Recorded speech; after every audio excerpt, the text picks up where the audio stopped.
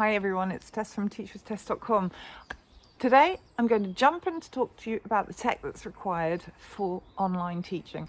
Now I've had several people reach out to me and say, what do I need when I start teaching? What are the really important things to have? What do I need to buy? Do I need to spend a lot of money? All this sort of stuff. So I just wanted to go through this and lay it out really simply for you if you're just starting your online ESL journey. So first of all, of course, don't forget, you're here with teachwithtess.com and I'm really happy to see you on my channel. Please feel free to zoom over to my website when you finish watching this video and you can download freebies on ESL and getting started online, and of course about Magic Ears and Wales English too. I'd love to help you if you are looking for a new company or you are interested in joining Wales or Magic Ears. Information will be below. Anyway, that's enough about that. Let's go back to the main subject of our video today. So, first of all, what I'd say to you is always remember when you're teaching online is that you need to be very clearly visible and very easy to hear. So I would say the top things for me would be to make sure you've got really a good headset, preferably a noise cancelling microphone, because of course if you've got, I don't know, animals, or there you go, there's a dog, animals or noise or anything in the background, then it can be really distracting for the students because they'll be able to hear it, but also for you. So headphones, microphone, try and get it noise cancelling, and then you can shut out the world and just concentrate on your students. First thing. The second thing I would definitely suggest is to ensure that your camera is good. Now, if you're teaching with a laptop and it's got a great integrated webcam, fantastic. That's certainly how I started. I had a pretty cheap laptop, but the camera is remarkably good, much better than the one I have now. And I've actually invested in an external webcam, so I would recommend the Logitech 920 HD. I'll put links below. I've actually just invested in a new headset as well. I used Empower for ages, but now I'm using a Jabra, which is absolutely fantastic. Again, I'll put a link below for you. It is more expensive, so I wouldn't recommend it as a beginner headset, but oh boy, it's excellent. So, headset, good webcam.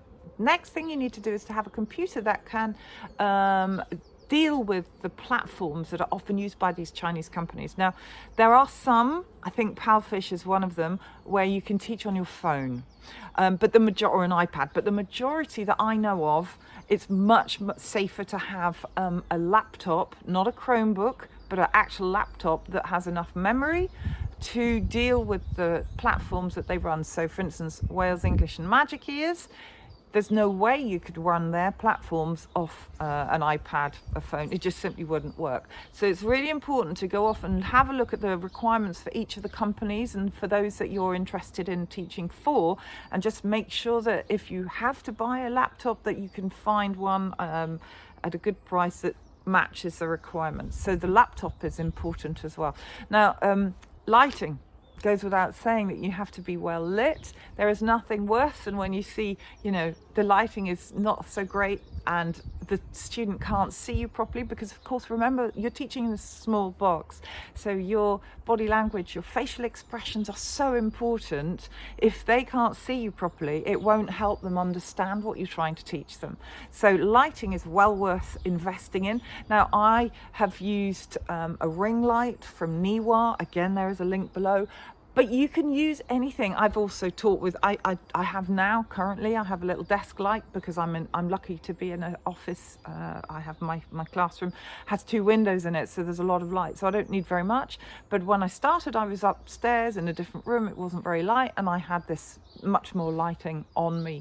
But again, don't go out and spend a fortune. Go around and look around the house. What can you find that you already have to get started, or at least get through your interview? Because you really don't want to go out and pay a fortune for stuff before you've got a job. So that's always what I recommend for everyone. So headset, good webcam, lighting. Now the other thing, and probably the most important thing of all, is of course the internet. Because I don't think there can be anything much worse than when you're about to go into class or whatever, and the internet, or if you're teaching off Wi-Fi, It can be really, really up and down. So your internet has to be of a certain speed. Most companies will look between 10 upload and 20 upload and the same download. Wales, it's 20 upload and download. Magic is, I think it's 10 upload and 20 download.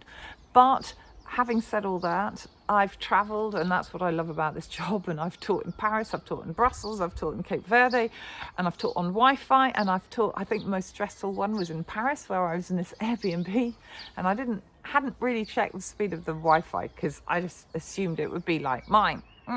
Big mistake. And when I got there and I did a speed test, it was 4 upload, and I was certain the classes wouldn't work, but they did. Shh. But it's a stressful thing to do, so I don't recommend it. So make sure, if your speeds are not that great, I really, really, really, really suggest that you have an Ethernet cable.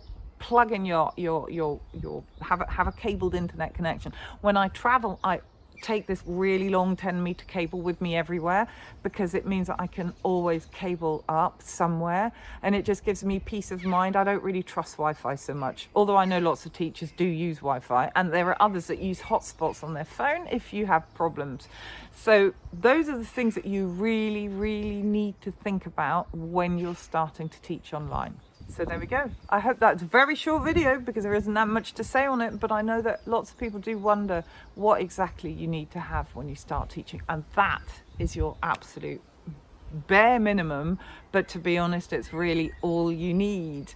So I wish you all the best with your journey into online ESL teaching. Remember, please get in contact with me, teachwithtess@gmail.com, if you want any help at all applying to companies, and of course just drop your comments below and any questions, and I'll do my best to help you. Thanks so much, and I'll speak to you soon. Bye.